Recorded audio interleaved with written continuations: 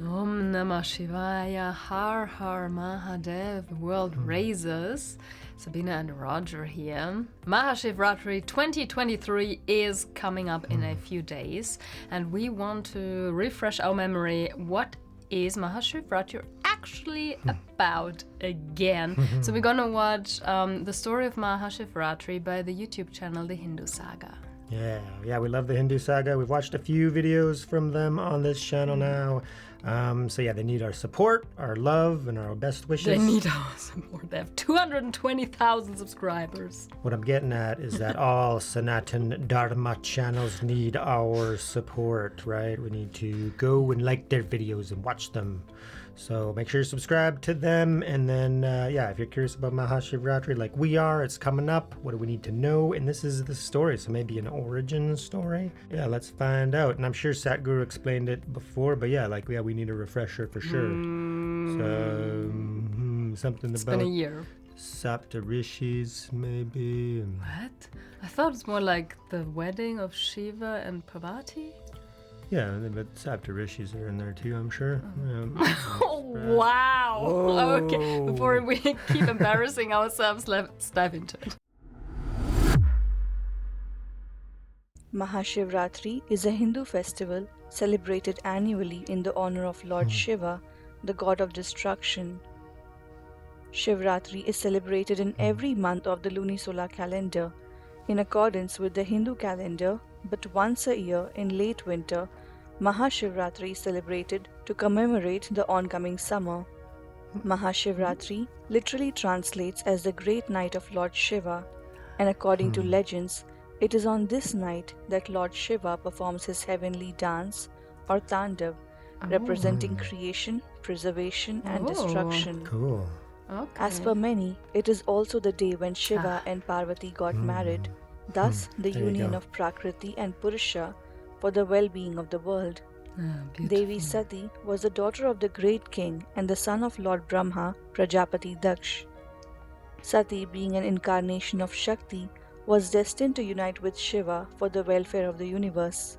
However, Daksha did not want his daughter Sati to marry Shiva, as he considered Shiva to be a dirty ascetic, unworthy of being a god or being married to his daughter from a noble family. Sati, however, disobeyed her father and married Shiva. After her marriage, she moved to her husband's abode, the Kailash mountains. Once, Prajapati Daksh organized a sacrificial ceremony, also known as a yagya, and invited all gods and devas to attend his grand yagya. Due to his hatred towards Shiva, he did not invite both Shiva and his daughter Sati to the yagya. Wow. When Sati came to hear of the yagya being organized by her father through Narad Muni, she longed to go home and attend it. Shiva tried to talk her out of the idea, trying to explain that they had not been invited, and it was obvious that the king did not want them there. But Sati ignored her husband's advice and went to the yagya by herself. Upon reaching, she felt deeply saddened to see that no one except her mother Prasuti was delighted to see her, not even her father Daksha. She realized that she was now unwelcomed in her own house. Daksha was furious by her uninvited arrival and humiliated her and mocked Shiva. Oh boy. Daksha began insulting Shiva in front of all his guests, and Sati could not bear any insults towards her husband. Not a good idea. Wanting to break all ties with her father and uphold the honor of her husband, Sati self-immolated herself. What? Deeply hurt by the loss of his beloved wife, Shiva performed the destructive Tandav dance.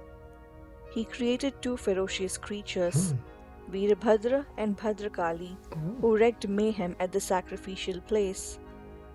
Nearly all those present were felled overnight.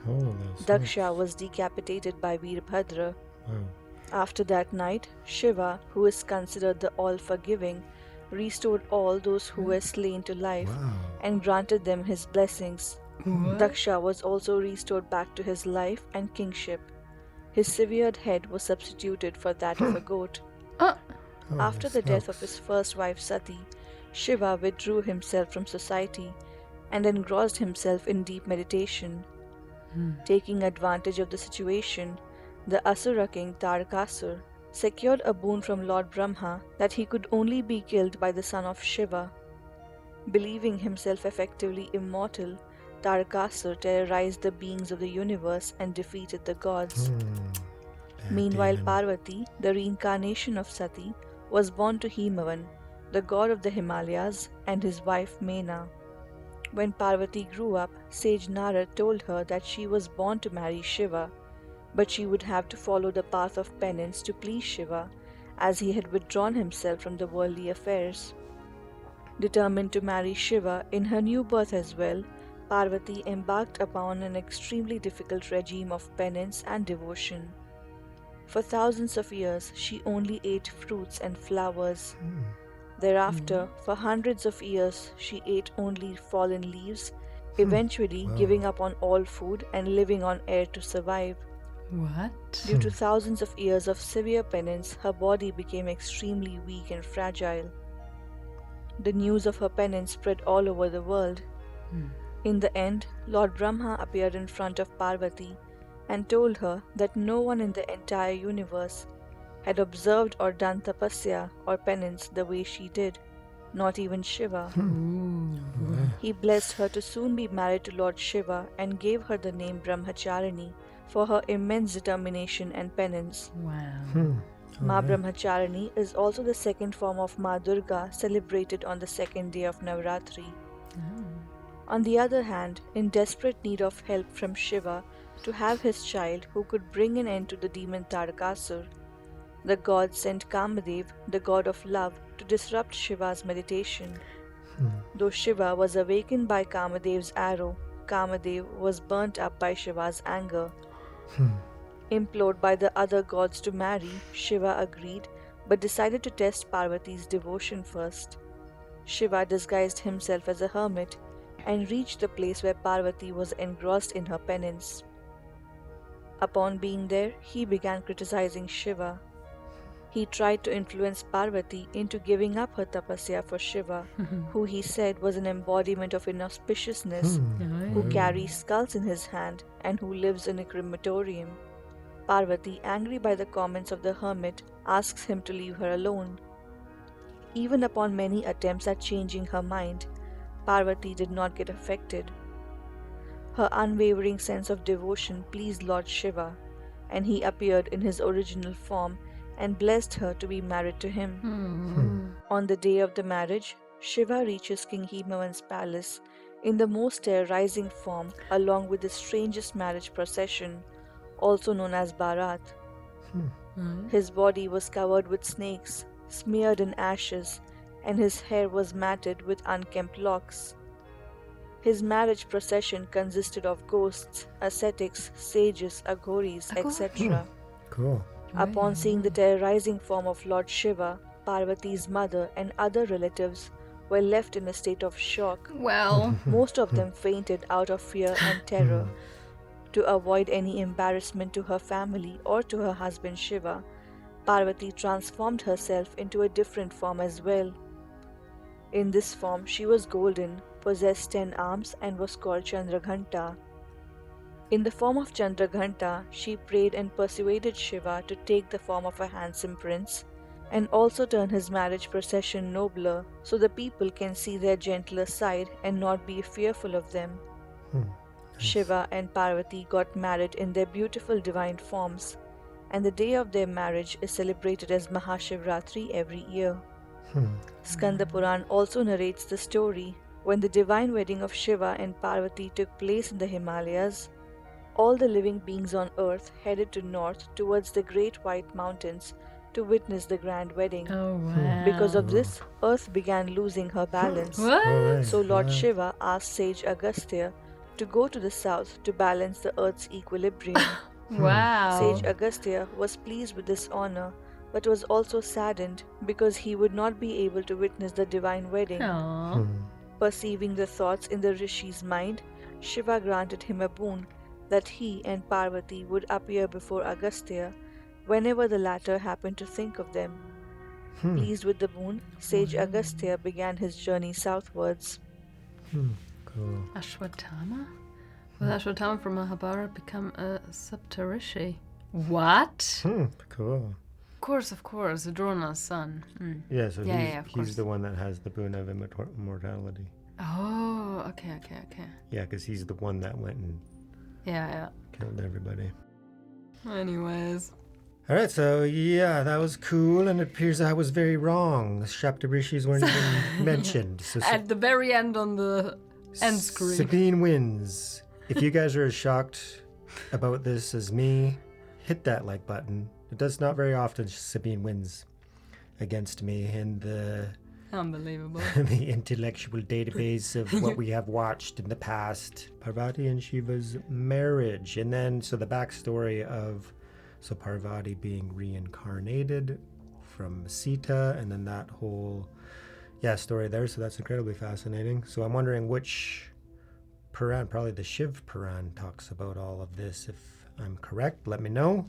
Yeah, so the whole first part of the video was talking about, Sati, Shiva's first wife, right? And then the whole story there, and eventually she self-immolated herself, and then Shiva went into seclusion, and then so Sati reincarnated as Parvati, and then was destined to marry Shiva again, but had to go do some penance, right? And then some spiritual practice, and then she did it For thousands of years. amazingly well, even getting the call out from the gods and the devas that, hey, you did it even better than Shiva.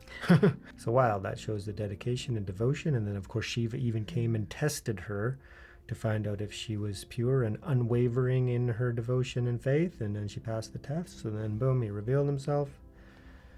And then the rest is history, not mythology, right? So, and we know that it's a very auspicious time. So I'm wondering still, like, how the auspiciousness, is it just the time of the year, or does it coincide with that? Because, why is it so potent and powerful, right? So this video didn't touch on that, but maybe the next one we watch will, because we know that, to keep the spine erect and to remain in the sitting posture during the night is supposed to be incredibly beneficial. So that's what we plan to do. Not in the sitting posture, in the upright posture. So you can still walk around and dance. Upright, yeah. So don't fall asleep, basically. Don't fall asleep. Don't fall asleep and join us if you're not live there or watch somewhere with a big crowd or your family. We're going to live stream it. Yeah. At Sadhguru's time, which means India time. We follow that. We're not going to follow the Canadian time. Yeah, for us, we think that... Of course, I don't really want to debate it. We're just saying that there's a whole bunch of Indians and Nepali and people on that side of the planet, literally the opposite side of the planet than us, that are all together at the same time. And there's going to be a collective energy and frequency there. And really, when we're talking about the size of the planet, it's really, really tiny. It's like a little speck.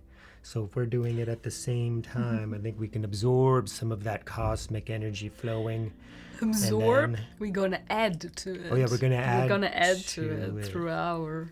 Yeah, so we're not just using you guys for your positive energy. We're also helping. Exactly. We want to add to that collective field. Yeah. So then we can all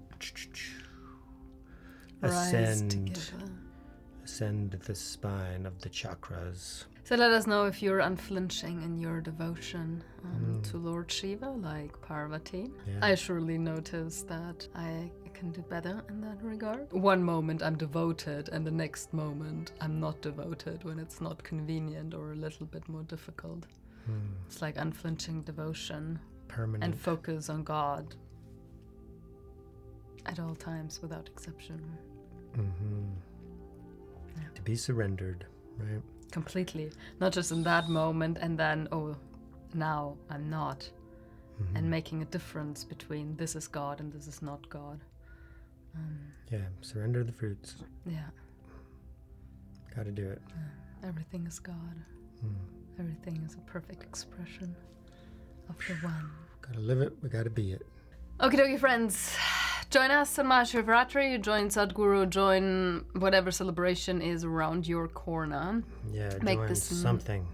Make this night most auspicious. Surrender everything. Surrender yourself completely unto the Lord. Give up all ideas and thoughts and emotions and preferences and judgments and things should be this way but not that way. No, give it all back to God and empty yourself out completely. Yeah. And Lord Shiva got your back. Be You present. can only win if you surrender everything. Now's the time. Now's the people. time. Thanks For so the much. whole world. Do it. Yeah, amazing. Thanks so much for joining us. Let us know what you think down in the comments. How accurate was this video? Did she nail it? Let us know. Any details and insights that we might have missed. And remember, Mahashivratri is upon us. So raise yourself. And raise the world. Thank you so much, everyone. We love you. Om Namah Shivaya. Peace.